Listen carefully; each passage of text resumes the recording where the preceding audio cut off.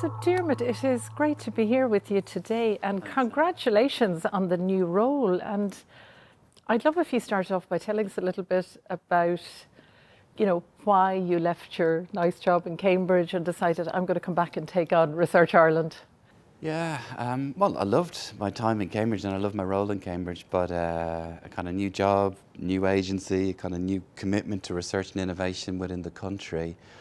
It just seemed like a really great opportunity to come back and do something not just at a institutional level, but at a national level, And I guess I'm of the view, and I hope others share this view, that research and innovation is going to be really, really critical for our future. And so to be able to play a role in helping to develop Ireland from a research and innovation perspective, and of course make us ready for that future, is really exciting. And I mentioned before, when we were chatting, we met before in the past in your career in Trinity and etc. And you've a very distinguished career, particularly on the side of innovation, research, commercialisation of research, entrepreneurship.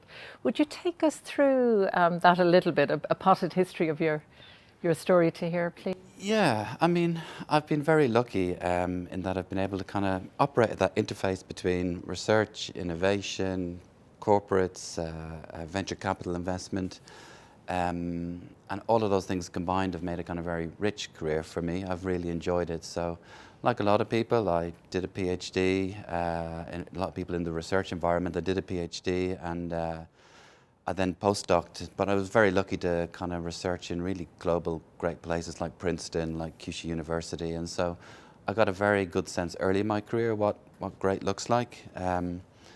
And then I came back to Ireland, and this would have been in the mid to late 90s. And at that time, that was pre-Science Foundation Ireland, pre the IRC, pre-really investment in research within the country. And I decided at that point that I didn't want to continue that career here, and I joined the kind of startup environment. So I worked in a number of different spin-out companies, venture-backed spin-out companies. And I just love that world, the idea of taking an idea, turning it into a product, generating customers. I love the kind of focus that came in those kind of environments where people are really, really aligned around, everyone in the organization is really aligned about what you're trying to do. So I worked in companies that were selling into the pharma industry, companies that were developing display technologies, developing battery technologies. It was great. And while I was doing that, Ireland began to change, and SFI had come around and they'd begun to invest for the first time at real scale in the Irish university system. And even beyond just investing in researchers, they were beginning to create centres. And I came in to run one of those centres, which was called CRAN at the time, which was, at the time, a small enough centre on the international scale, but over the 8 to 10 years that I was running it, it grew significantly. We ended up, at about 300 researchers. We ended up spending tens of millions of euros a year on research and really building the kind of partnerships with industry, the kind of spin-out agenda. And I got a real sense about what research could look like within the country, which I found really exciting. I then moved away from running a research institute to kind of influencing and running the research and innovation agenda at a university level. So I was Director for Research and Innovation and then subsequently Chief Innovation Enterprise Officer at Trinity College in Dublin. So thinking more broadly about not just research, but the connection between research and the bigger world. So corporate partnerships, venture capital, innovation campuses, the kind of bigger questions about framing the research environment. And then I took the opportunity to go to Cambridge. So Cambridge is a top 5 global university. It's spending well over £1 billion a year on research, and it's got on its doorstep, probably the closest thing in Europe we have to Silicon Valley or what's happening in East Coast US. And so I was there for just under 5 years, running their research and innovation activity, and I learned so much about what it takes to really translate research to create that significant impact, to really understand where that excellence bar is and what you need to do to compete. And so, yeah, I'm delighted to bring that experience set back here to Research Ireland, and hopefully it'll add and make this role more interesting. And if you don't mind, before we get into the meat of Research Ireland, because I'm really looking forward to having a chat with you about that, can I just ask you, just the human side, would you tell us something maybe that we mightn't expect, people who don't know you? God, Anne, I wish I was that interesting. I've I've got the same kind of pillars that a lot of people have, you know. Love my work, committed to that. Love my family, and I've got 2 kids, and my wife, obviously, and our dog, which is probably the glue to it all. And I love sport, you know, and I'm one of those people who'd kind of watch 2 flies race up a wall and get emotionally involved, you know. So they're the kind of things where my time tends to go, you know, and that keeps me happy and busy, yeah. Very good. I'm a dog person as well, so I approve heartily. So coming back to the relatively new agency that is Research Ireland, tell us a little bit about Research Ireland and how it fits into the challenges and opportunities that are currently facing Ireland, I guess, in a pretty challenging global landscape. Yeah. Well, personally, I think Research Ireland is going to be a really critical strategic asset, strategic agency for the country. I mean, if you look at the big picture, at one level, we've got a very positive story in Ireland, which we shouldn't lose sight of. We're one of the few economies that's continuing to grow. We're one of the few economies in Europe that's still creating a budget surplus. After spending the last 5 years in the UK, and you see the focus and the panic really about how to get the economy rebooted in that environment, to have an economy that's broadly functioning well now here, I think is great. Having said that, of course, I think we all recognise there are challenges at a systematic level and probably at a economic level. If we think about the economy, it's clear that we need to continue to grow foreign direct investment and embed it here. But at the same time, we need to really enhance our focus on how we grow an Irish industrial base. And I think if you think about that as a challenge, it's hard to see how we can achieve either of those goals without a significant increase in the effectiveness of our research and innovation capacity as a country. So embedding foreign direct investment really means how do we make it more sticky? How do we make sure that jobs and the investments coming here are here for the long term? And that comes back to that age-old adage about how do we ensure we're adding more value? How do we make sure that the research and innovation and the talent that we're providing are differentiated and keep those companies here and investing? And I think we need to continue to focus on that. On the flip side of that, I think it's very clear if we want to grow our indigenous economy, we're going to have to really think also about how we enhance the research and innovation absorptive capacity within industry, and how we create new companies, new spin-out companies from our research agenda that can be that globally focused, exporting products and services environment. And so I think when you strip back that kind of very macro picture, I think research and innovation becomes one of the key drivers of what our economic future is. On an adjacent side of that, I think it's also important to say it's not just about our economic future. If we think about the challenges we face as a country around the climate agenda or AI and regulation or the digitalization of our economy, or the challenges even we have now about using evidence and data to inform public policy so we can do things better around infrastructure and planning and housing.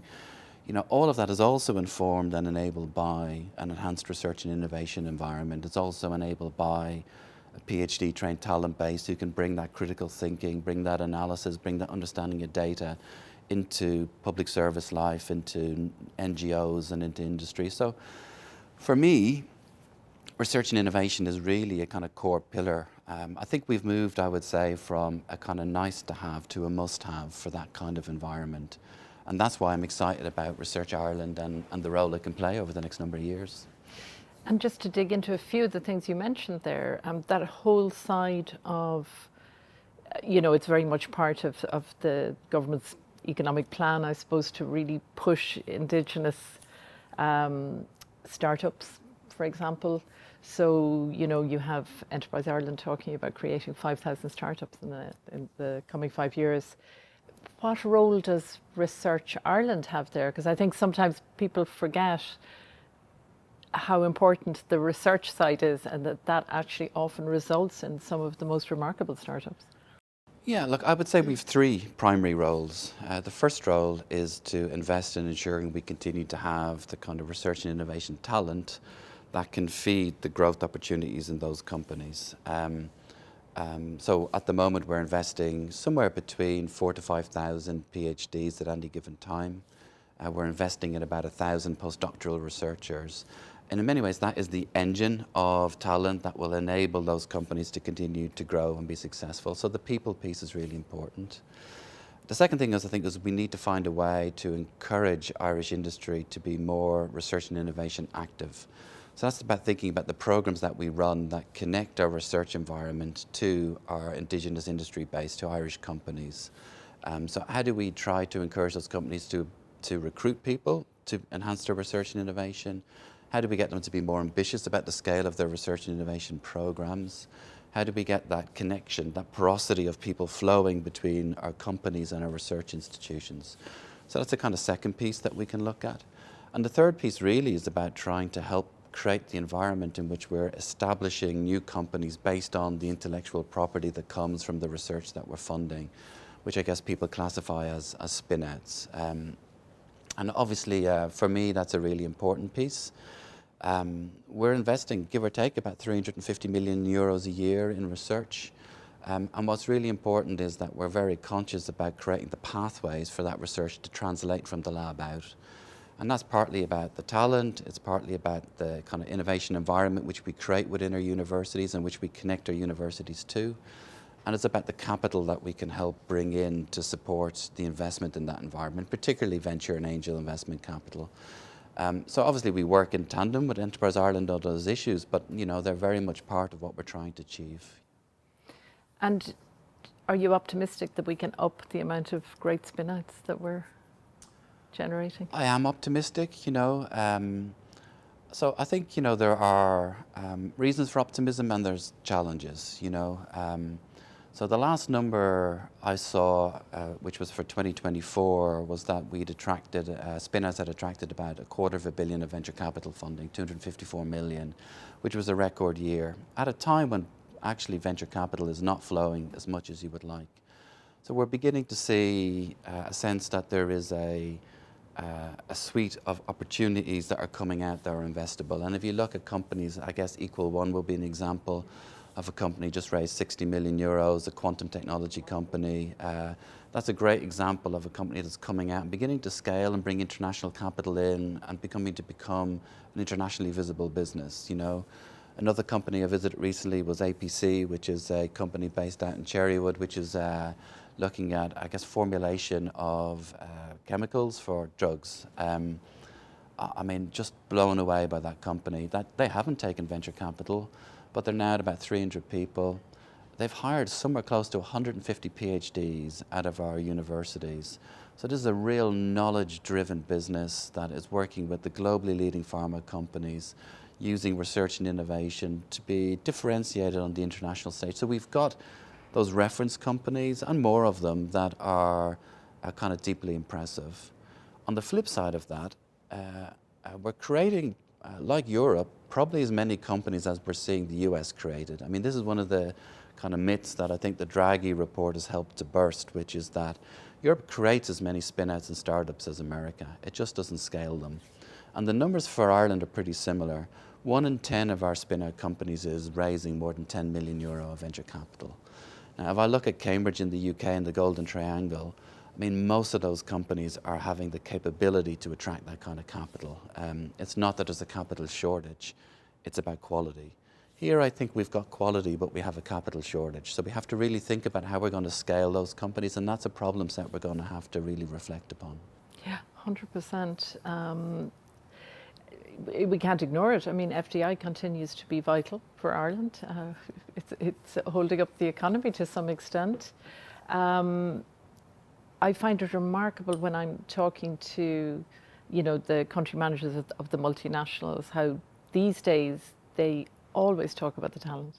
So they always talk about, a lot of them are sort of opening R&D and, sort of almost research departments within their companies here in Ireland. How important is that, and how can Research Ireland, make that even better going forward, I suppose? Well, again, it comes back to the kind of same levers that we have. I mean, I agree. The message we do hear all the time is about talent. And I think that's really a positive message at one level, because it means the underpinning narrative about tax being the primary differentiator is now beginning to change. And what's become clear is that our talent proposition is just as important as our broader economic proposition or enterprise proposition around tax and the environment. So I think that's something we need to lean into, obviously. That comes back to how we invest in creating that talent pipeline. I think one of the challenges I've seen making multinationals since I've come back is that there is a kind of challenge here in making sure we get the balance right in how we invest between the talent that is immediately attractive to the multinational community and the talent that's going to be attractive to the next generation of companies that are coming, you know, and that's something we need to reflect upon. And, you know, you only have to look at AI as an example of that. So if you talk to the IDA, they will say, I think it's something like there's 40 AI centers being created across our global FDI base here. But why is that possible at the moment? And the answer is it's possible because 10 years ago, SFI and the IRC at the time were investing in big data centers, in machine learning centers, in PhD cohort programs around systems integration and around analysis. And so it's that talent base that we invested in 10 years ago that is producing the kind of talent environment now that's allowing us to be really competitive. And so what we also need to think about when we think about the FDI environment is, what are the big things coming around the corner? Is it quantum technologies? Is it cell therapies? Is it robotics? You know, where is AI going to go in 5 years' time? And what skill set do we need to make the country ready at that time for investment? And I think that's the challenge we also need to think about, which comes right back to the courses our universities are teaching, to the kind of research agenda and strategies of our universities, and connecting the world of our university environment and the training and the talent and the research with the long-term roadmaps of our corporate environment, I think is a bridge that Research Ireland can play for the country. Yeah, I mean, we've some, you know, wonderful leaders in research in Ireland, but you can always get more. And, you know, tell us a little bit more about what happened with the Global Talent Initiative and, you know, what was the reaction and how important is it that we bring that, you know, even that teaching talent into Ireland that will attract people to the universities?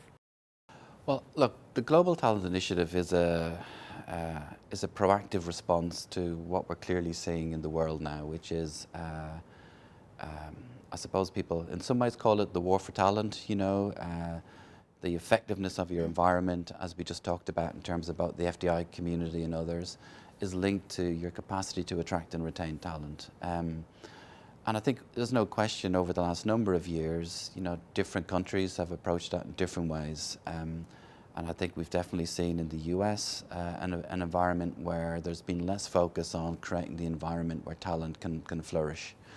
And I think, you know, Ireland is not alone in this. The UK and Europe and other countries have thought hard about how we now make sure we send a message to the world that we value talent.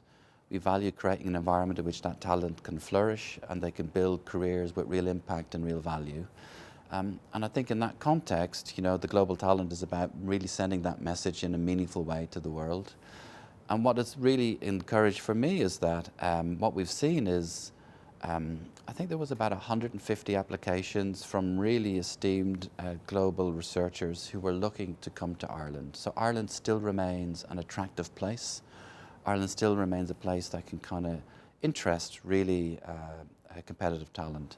So what we should get from this is probably somewhere in the region of 15 to 20 new professors in our universities who will bring a research capability that will really align with the key priorities for the country.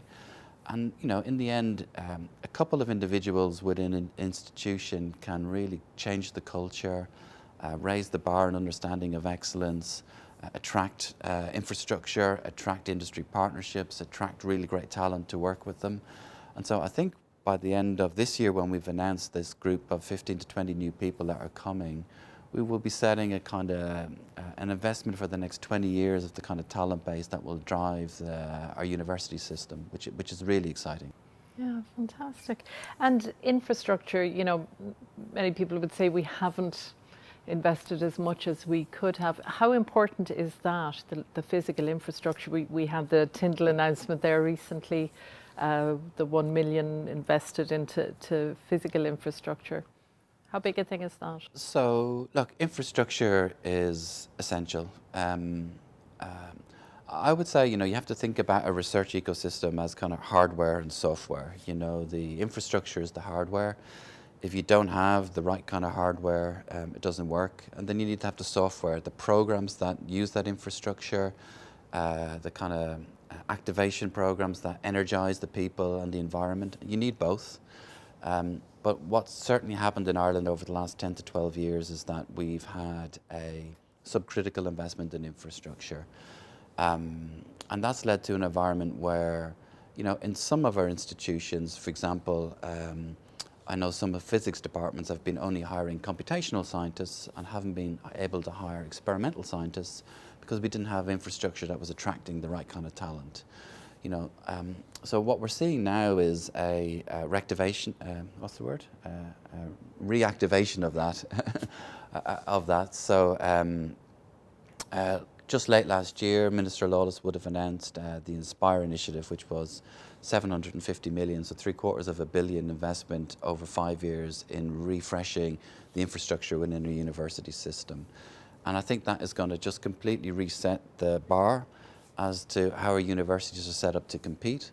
And that will then couple with the quality of the research programs that we have and the quality of talent that we can attract. So all of this as an integrated package just works incredibly well. And I know we're speaking ahead of you publishing the official strategy. I think it's probably around March time. But if you're talking about priorities, funding is finite. You're never going to have as much funding as you'd like to have. How is Research Ireland going to sort of prioritise? Are there kind of strategic areas that you're going to focus on? Tell me a little bit about the thinking around. Yeah, so I guess there's kind of two ways we're trying to think about this strategically. We will have 3 impact themes in the strategy around talent, the economy and society. I'm very much aligned with some of our earlier conversation. We're really looking to double down and making sure we have an environment to attract and retain the best talent within the country. That's at PhD training level, but we didn't speak about it. What's really important is we have an environment where people feel they can build a long-term research career within the country, where they think they can come in as an early career researcher and grow their ambition and grow their teams and grow what they can deliver. And so we will be looking to support research right along that career spectrum. We're very committed to the kind of economic agenda, and we will have a suite of programs that are looking at both the large-scale centres, the commercialisation agenda that we talked about and how we can help create the kind of spin-outs and enable that Irish enterprise growth capability. But we're also equally committed to this idea of research and innovation driving and supporting improved public policy, driving and supporting that long-term resilience of the country when we think about the skills we're going to need for the future, not just from an economic perspective, but from a social and cultural perspective as well. So they're the kind of 3 pillars of the strategy. And then on how we focus that research investment, we're going to broadly split that 50-50. So what I mean by that is that we need to have research that is underpinning and focused on a broad discipline area. As we just talked about, it's really difficult to predict the skills and the capabilities that are going to be needed in 5 or 10 years' time. And when we invest in a PhD today, the true value of that isn't coming into the economy or into society for another 5 years plus. And so we have to continue to invest broadly to make sure we've got the skills and the capabilities right across the spectrum from the arts, humanities, social sciences through to the STEM. But on the other side, we need to make sure we're investing strategically in a way that is ensuring we're connecting with the challenges of industry and society today and into the next kind of short to medium term.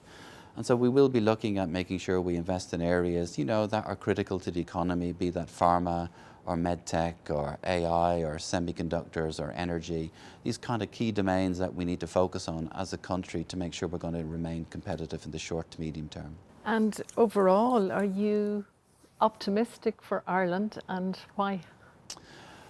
Look, I think we have to be optimistic. I mean, in many ways, the strengths of Ireland, I think, are coming to the fore right now. The political and economic stability that we offer is now becoming a positive differentiation for the country. I think, the economic model, although it does need fine-tuning and improvement, is still producing the kind of economic growth and surplus that allows us to think and invest for the future. I'm very optimistic because I believe this current minister and government are actually taking investing in research and innovation seriously.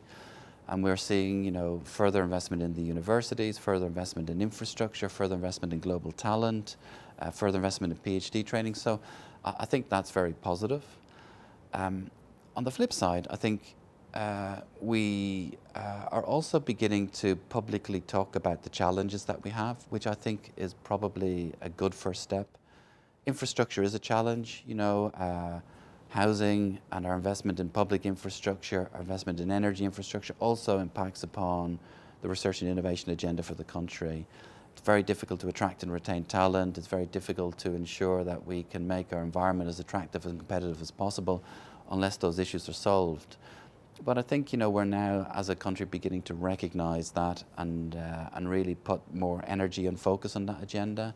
So I think, you know, although there are challenges there, I think we're at least recognising those challenges and being public about our commitment to try and fix them. So I think that's also, to be honest, a reason for optimism. You know, I think the head in the stand mentality is no longer there. So I'm very optimistic about what we can do. I just think what we need to recognise is that we're in a competition.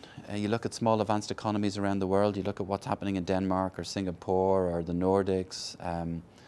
We can't be complacent. We need to double down and recognise we need to grow our investment and grow our ambition. But I think we're on the right path to try and do that.